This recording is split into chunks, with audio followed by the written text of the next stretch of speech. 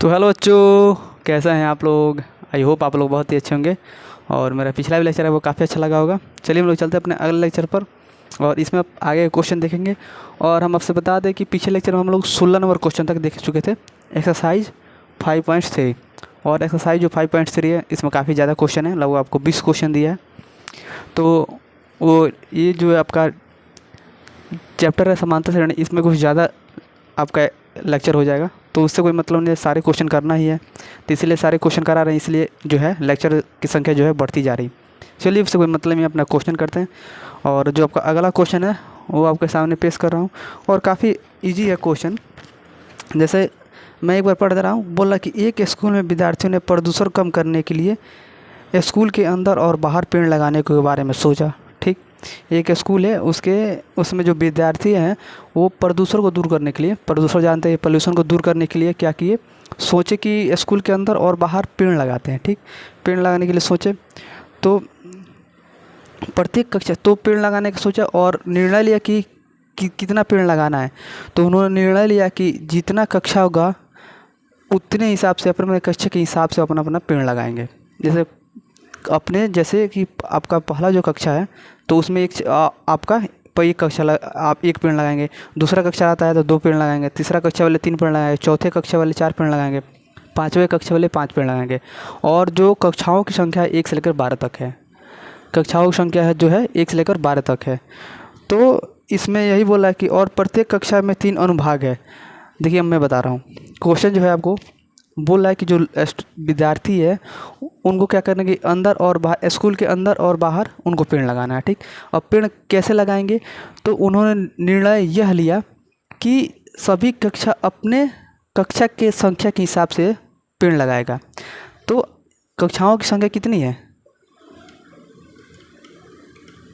कक्षाओं की संख्या 1 से लेकर 12 तक है। ठीक, 1 से लेकर 12 तक। तो यहाँ पर कक्षाओं की संख्या कौन कौन आएगा, 1 आएगा, कक्षा 2 आएगा, कक्षा 3 आएगा, कक्षा 4 आएगा, डॉट डॉट डॉट डॉट कक्षा 12 आएगा। ठीक, तो इन्होंने निर्णय यह लिया कि कक्षा के हिसाब से पेड़ लगाएंगे। तो कक्षा 1 वाले में कितना कक्षा, मान लीजिए कक्षा 1 में क्या है आपका, इसका संख्या कितना होता है वो 1, तो इसका मतलब इसमें 1 पेड़ लगाएंगे। ठीक, कक्षा 2 वाले आप क्या 2 पेड़ लगाएंगे, कक्षा 3 वाले यहाँ पेड़, ये आपका कक्षा। ठीक, और यहाँ पर 3 पेड़ लगाएंगे। जो कक्षा 4 वाले 4 पेड़ लगाएंगे और बीच में जो भी आपका 6, 7, 8 वाला सब होते हैं अपने अपने कक्षा के हिसाब से, जितने कक्षा में पढ़ रहे उस हिसाब से पेड़ लगाएंगे। ठीक, तो यहाँ पर कक्षा 12 वाले 12 पेड़ लगाएंगे। अब बोला कि जो कक्षा है उसमें अनुभागों की संख्या कितनी है। अनुभाग माने क्या होता है, सेक्शन। ठीक, जैसे हम लोग पढ़ते हैं तो क्या होता है कि बच्चों की संख्या ज़्यादा होती है तो उसमें क्या करते हैं कि टीचर सेक्शन बांट देते हैं कि 1 से लेकर 30 तक। मान लीजिए कि आपके कक्षा में क्लास 10 में 100 स्टूडेंट हो गए हैं। ठीक, और उस कक्षा में मान लीजिए इतना बड़ा कक्षा है और इसमें आपका 100 स्टूडेंट आ नहीं पा रहे हैं, तो क्या करते हैं सेक्शन के रूप में बांट देते हैं। तो क्या करते हैं कि 50 बच्चों को क्या करते हैं कि इस सेक्शन में बैठा देंगे और एक और सेक्शन यानी और एक रूम में 50 बच्चों को बैठा देंगे, अलग अलग सेक्शन। तो इसको सेक्शन ए बना देंगे, इसको सेक्शन बी बना देंगे। तो वही है आपका अनुभाग। मैंने बोला है कि प्रत्येक कक्षा में पहला में भी, दूसरा में भी, तीसरे में भी, चौथा में भी, प्रत्येक कक्षा में आपका 3-3 अनुभाग है, 3-3 अनुभाग है। इसका मतलब 3-3 सेक्शन है। तो 3-3 सेक्शन है, इसका मतलब क्या कि जब 3-3 सेक्शन है सब में, तो इसका मतलब इसमें सब में 3-3 पेड़ लगाएंगे। जैसे है कि अपने कक्षाओं की संख्या के हिसाब से पेड़ लगाना है। ठीक, तो मानते हैं कि पहला कक्षा तो है तो उसमें एक ही कक्षा है, बट उसमें जो अनुभाग की संख्या 3 होगी ना, सब में 3-3 है, माने 3-3 सेक्शन है। तो 3-3 सेक्शन है तो मान लीजिए कोई भी आपका कक्षा बनना है तो ये आपका सब में आपका क्या हो जाएगा, 3-3 कक्षा है।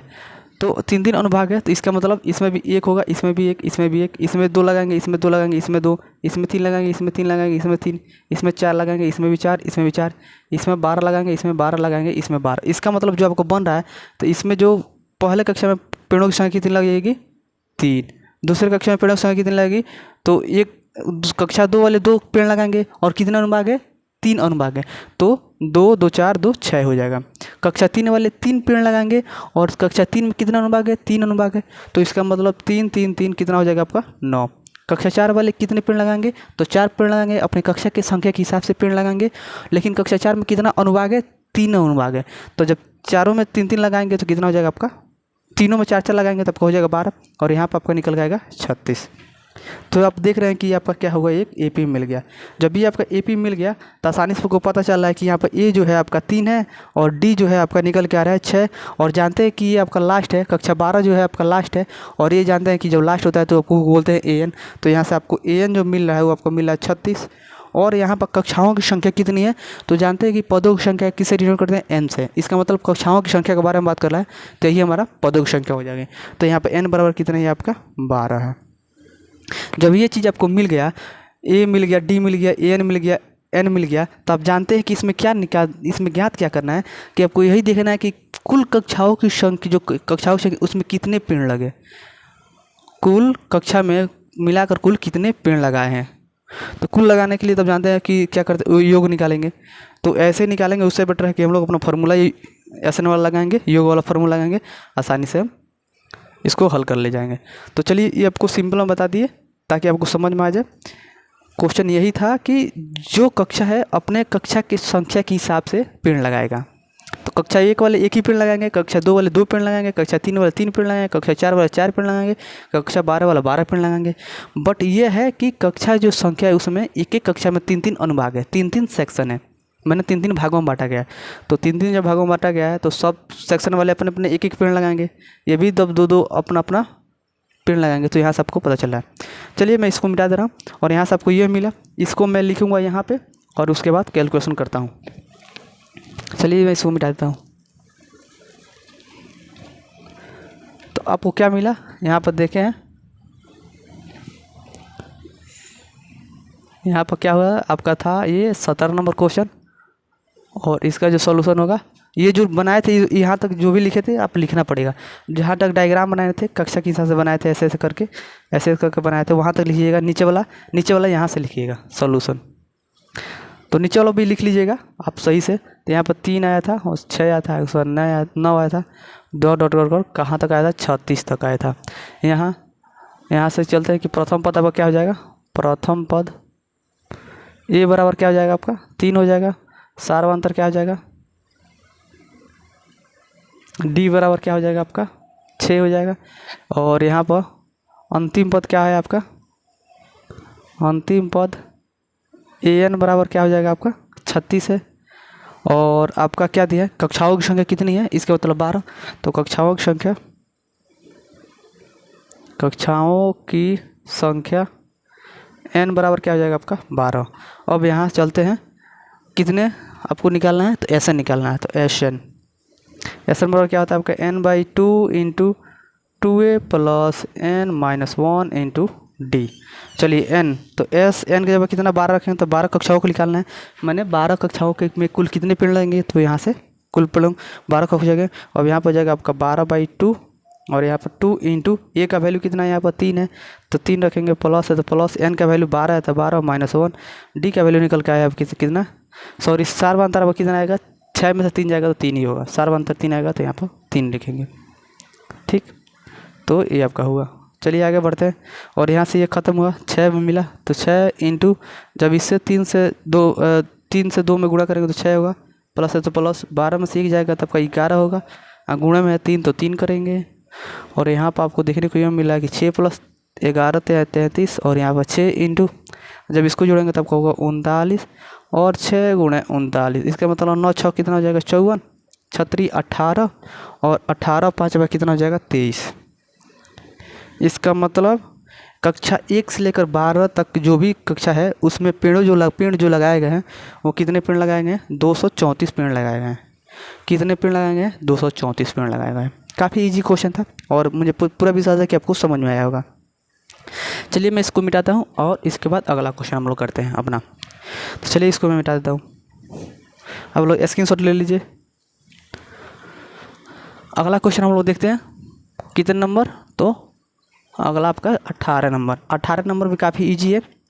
क्वेश्चन को एक बार 18 नंबर हम किताबी भाषा में पढ़ा कर दिखा देते हैं, उसके बाद हम अपने लैंग्वेज में पढ़ते हैं और आपको समझाते हैं। जैसे क्वेश्चन नंबर जो 18 है वो आपको कह रहा है कि केंद्र से प्रारंभ करते हुए बारी बारी से केंद्रों को A और B को लेते हुए त्रिज्या 0.5 सेंटीमीटर, 1.0 सेंटीमीटर, 1.5 सेंटीमीटर, 2.0 सेंटीमीटर और वाले उत्तरोत्तर अर्धवृत्त की खींचकर एक सर्पिल बनाया जाता है। अर्धवृत्त को खींचकर एक सर्पिल बनाया गया जैसे कि आपको फिगर में दिखाया गया, डायग्राम हमको दिखाया गया है। नीचे आप देखेंगे तो डायग्राम आपको दिखाया गया है, ठीक, दिखाया गया है जैसे कि आपको दिखाया गया है। 13 क्रमागत सर्पिल को अर्धवृत्तों से बने हुए इस सर्पिल का कुल लंबाई कितना हो जाएगा। देखिए हम आपसे बताते हैं, डायग्राम जो आपका है ऐसे डायग्राम है, ठीक। यहाँ पर आपका केंद्र है ए है और ये आपका बी है, ठीक। यहाँ से यहाँ गया है। देखिए मान लीजिए कि ये जो तार है इसी को तो खींच कर ये क्या कहेगा कि सर्पिल बनाया गया है। मान लीजिए किसी तार को ये तो खींच कर सर्पिल बनाया जाता है, ठीक। तो इसको बोला कि यहाँ से स्टार्ट किया है और इसको क्या है कि बनाते गया है। तो आपका 1 हो गया, यहाँ पर L1 हो गया, ठीक। इसकी जो लंबाई है यहाँ से लेकर अर्धवृत्त के बारे में बात कर रहा है, तो आप जानते हैं अर्धवृत्त जो होता है ऐसे होता है या ऐसे होगा, पूरा तो होगा नहीं, आधा ही होता है। तो यहाँ से यहाँ तक अर्धवृत्त 1 हो गया। अब यहाँ से यहाँ तक चलेंगे तो अर्धवृत्त 2 हो गया, यहाँ से लेकर यहाँ तक, तो आपका क्या हो गया L2 हो गया। यहाँ से जब चलेंगे स्टार्ट करेंगे तो यहाँ से लेकर यहाँ तक आपका अर्धवृत्त क्या हो गया, ये आपका L3 हो गया। और अब जाएंगे तो यहाँ से लेकर यहाँ तक आपका अर्धवृत्त क्या हो गया L4 हो गया। और ऐसे इसको खींच कर क्या करना है कि 13 सर्पिल बनाना है, ठीक, 13 सर्पिल बनाना है। तो ये आपको 13 सर्पिल बनाना है। अब बताना है, जब 13 सर्पिल बन जाएगा तो उसको जब सीधा करेंगे इस लाइन में करेंगे तो यहाँ से लेकर यहाँ तक की लंबाई हमको बताना है। जैसे मान लीजिए कि सर्पिल के रूप में मुड़ा हुआ रूप में है और इसको तान कर ऐसे करना है और इसके बाद इसकी लंबाई को बताना है कितना है। और इसमें जो कंडीशन है उसको बोला है कि जो आपका R1 जो है आपका त्रिज्याएं जो है कैसे दिया है, अर्धवृत्त का जो त्रिज्या है R1 बराबर आपको दिया है 0.5 सेंटीमीटर, R2 दिया है आपका 1.0 सेंटीमीटर, R3 दिया है कितना 1.5 सेंटीमीटर, R4 कितना दिया है 2.0 सेंटीमीटर, ठीक। अब यहाँ पर आता है कि हम क्या करें, तो आपको त्रिज्या दे दिया है, ठीक, और ये आपको लंबाई दे दिया है। तो अब बताइए यहाँ पर क्या होता है कि हम पूछे कि आपसे चूँकि अर्धवृत्त का परिमाप क्या होता है, बताइए कि आपका वृत्त का परिमाप क्या होता है, पूरे वृत्त का परिमाप क्या होता है। ये आपका जानते हैं कि आपका होता है 2πr। पाई का मतलब क्या होता है 180, पाई जो आपका होता है कितना होता है 180। तो आप जानते हैं कि ये देखिए 1 मिनट बता रहे हैं कैसे 2πr होता है, देखिए बताते हैं सिंपल में। आपका हुआ, आप जानते हैं कि ये जो लाइन होती है यहाँ से लेकर यहाँ तक आपका 90 बनाएगी, ठीक, यहाँ तक आपका 90 बनता है, ठीक।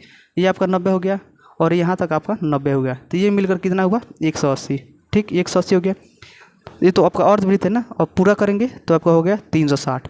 तो 360 जो होता है तो पूरा पाई का जो वैल्यू होता है 180 होता है, ठीक। तो 360 है तो 360 का मतलब क्या कि 2π कर देंगे, 2π कर देंगे तो कितना हो जाएगा 360 हो गया, 2π का मतलब 360। अब जानते हैं कि यहाँ से लेकर आधा तक, यहाँ से लेकर इसका त्रिज्या r होता है, इसका भी त्रिज्या r होता है, तो ये आपको हो जाएगा। इसलिए त्रिज्या को जानते हैं कि ये पूरा आपका त्रिज्या होता है, इसलिए r हो गया, तो ये आपका त्रिज्या हो गया, तो वही 2πr होता है। तो आपका वृत्त का पूरा परिधि क्या था 2πr। और अर्धवृत्त का मतलब क्या है, अर्धवृत्त का पूछ रहा है तो अर्धवृत्त का क्या मतलब आधा, अर्ध का मतलब क्या होता है आधा।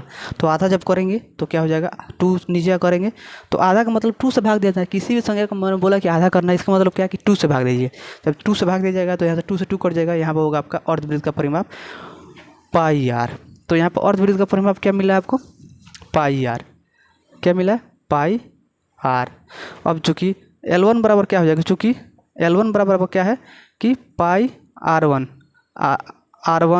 L2 बराबर क्या हो जाएगा आपका पाई R2, L3 बराबर क्या हो जाएगा आपका पाई R3, डॉट डॉट कर यहाँ पर Ln बराबर आपका क्या हो गया पाई Rn, ठीक। तो ये आपको AP में दिख रहा है। अब चलिए इसको और आगे तक कैलकुलेट करते हैं। इसको जब और आगे कैलकुलेट करेंगे तो पाई को तो ऐसे लिखेंगे, R1 का वैल्यू कितना है तो 0.5 सेंटीमीटर, 0.5। जब इसको करेंगे तो ये तो आपका यही होगा सेंटीमीटर। इसको भी जब करेंगे पाई को पाई ऐसे R2 का वैल्यू कितना है यहाँ से उठा कर रखेंगे तो 1.0 सेंटीमीटर। R3 का वैल्यू कितना है आपका 1.5 सेंटीमीटर। तो ये आपका हो गया। तो आप देख रहे हैं कि ये क्या है आपको AP में है, क्या है आप AP में है। तो ऐसे आप करेंगे। आपको त्रिज्या का वैल्यू दे दिया था, ठीक, यहाँ पर आपको डॉट करके था, आपको त्रिज्या आर तक 13 तक जाना था, तो सही है। और यहाँ तक भी आपको 13 तक जाना है, तो आपको ये देख रहे हैं कि ये आपका क्या है, एपी में। जब ये आपको एपी में दिख रहा है तो यहाँ से आपसे पूछे, मैं इस डायग्राम को मिटा देता हूँ, आप डायग्राम को उतार लीजिएगा। जब यहाँ से पूछे कि यहाँ से जब आपको दिख रहा है कि ये क्या है, आपका एपी में, तो जब एपी में है तो यहाँ पर ए बराबर क्या हो जाएगा, प्रथम पद बराबर, तो देखेंगे आपका प्रथम पद क्या है, पाई इंटू 0.5 सेंटीमीटर। डी बराबर क्या हो जाएगा, सारा अंतर बराबर जानते हैं कि A2 में से A1 को घटाते हैं, तो A2 कितना है आपका, A2 है pi into 1.0 centimetre minus pi into 0.5 centimetre. मैंने एक में से आधा जब घटाएंगे तो आपका क्या मिलेगा, आधा ही मिल जाएगा। इसका मतलब क्या हो जाएगा आपका, डी बराबर pi into 0.5 centimetre, pi into 0.5 centimetre. अब देखिए, अब यहाँ पर क्या है कि अब आपको और क्या मिला है, तो आपको ये मिल गया, आपको ये मिल गया। और जब आपका पाई का वैल्यू आपको यूज करना है, पाई का वैल्यू जो आपको यूज करना है वो कितना यूज करना है, पाई का वैल्यू आपका याद रखिएगा 22/7 यूज करना है, ठीक। तो ये आपका हो गया। और आप जानते हैं कि जो सर्पिलों की संख्या है कितना है, 13 है। इसका मतलब क्या हो जाएगा, यहाँ पर n बराबर आपको कितना दिया है, 13 दिया है। n बराबर कितना दिया है आपको, 13 दिया है। सर्पिलों की संख्या कितना खींच कर ले जाएगा, 13 तक। तो यहाँ पर आपको 13 दिया है। अब यहाँ पर उसका लंबाई ज्ञात करना है, तो यहाँ पर S13 बराबर निकालेंगे, S13 बराबर निकालेंगे। कुल लंबाई ज्ञात करना है, तो जानते हैं कि कुल जब लंबाई ज्ञात करना तो हम योग वाला फार्मूला लगाएंगे, जोड़ वाला फार्मूला लगाएंगे। तो 13 इंटू 2a, ए का फार्मूला हम डायरेक्ट पुट करते जा रहे हैं। ए का वैल्यू कितना है, 0.5, और अब क्या है यहाँ पर पाई है। अब प्लस क्या होता है आपका, बढ़िया से लिखते हैं, यहाँ पर स्पेस चाहिए। S13 बराबर क्या हो जाएगा आपका, S13 बराबर क्या हो जाएगा, n/2, इसका मतलब 13/2 इंटू 2a, ए का वैल्यू कितना है आपका 0.5 पाई प्लस n माइनस 1, तो n का वैल्यू कितना है आपका, n का वैल्यू देख रहे हैं यहाँ पर 13 माइनस 1 इंटू डी का वैल्यू कितना है, तो डी का वैल्यू कितना है आपका 0.5 पाई।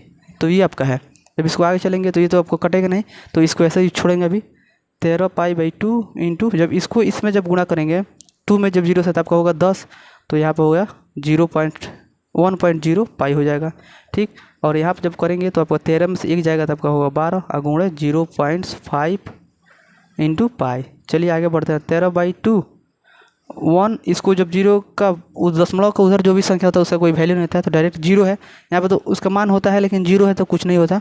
इसको छोड़ देंगे, 1 पाई हो जाएगा यहाँ पर आपका, प्लस यहाँ पर जब गुणा करेंगे तो 12 पचे क्या हो जाएगा आपका 60, तो 60 ऐसे लिखते हैं, और इसके बीच में दशमलव, तो यहाँ पर दशमलव लगाएंगे तो यहाँ पर आपको पाई होगा। और यहाँ पर देख रहे हैं तो 13/2 इंटू 1 पाई प्लस इसको भी लिखेंगे 6 पाई, क्योंकि दशमलव के बाद 0 तो इसका कोई वैल्यू नहीं था। अब आप यहाँ पर देख रहे हैं, मैं इसको मिटा दूँ, यहाँ पर मिटा दे रहा हूँ। अब यहाँ पर क्या मिला आपको, 13/2 इंटू आपको कितना मिला 7 पाई। और यहाँ पर आप जानते हैं कि पाई का वैल्यू कितना रखना है आपको 22/7, तो आपको होगा 13/2 इंटू आपको होगा 7, अब पाई का वैल्यू कितना रखना 22/7, तो 7 से 7 कटा, यहाँ पर 2 से 22 कटा, तो 11 में अर्थ में, इसका मतलब 13 गुणे 11, तो 13 गुणे 11 कितना हो जाएगा, 13 एकम 13 एकम आपका, तो यहाँ पर जब आपको जब गुणा करेंगे तो 13 एकम 13, तो 3 हासिल कितना हो जाएगा आपका, यहाँ पर जब गुणा करेंगे तो 13 में 11 से 3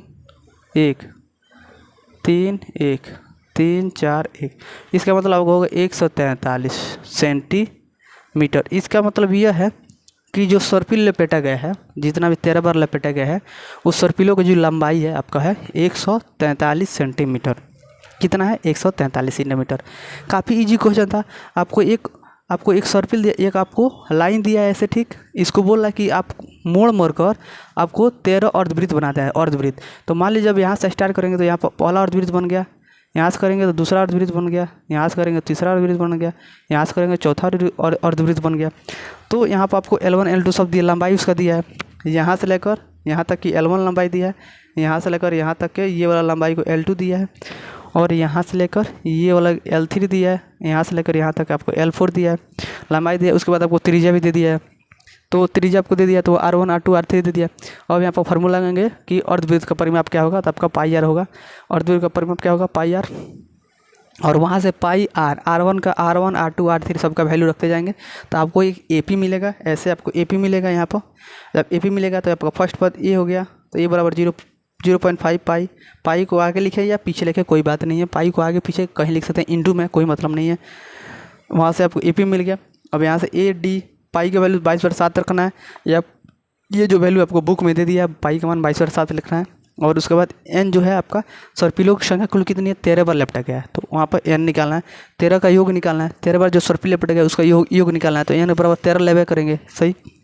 अब यहाँ से n बराबर 13 लेके उसके बाद अपना वैल्यू रख देंगे और आपको मिल रहा है कि यहाँ पर मिल रहा था 13/2 इंटू 7 पाई, और 7 पाई का वैल्यू रखेंगे 22/7, तो यहाँ 7 से 7 कटेगा और 2 से 22 कटेगा तो 11 मतलब 13 गुणे 11 आपका होगा 143 सेंटीमीटर। तो ये आपका था आंसर।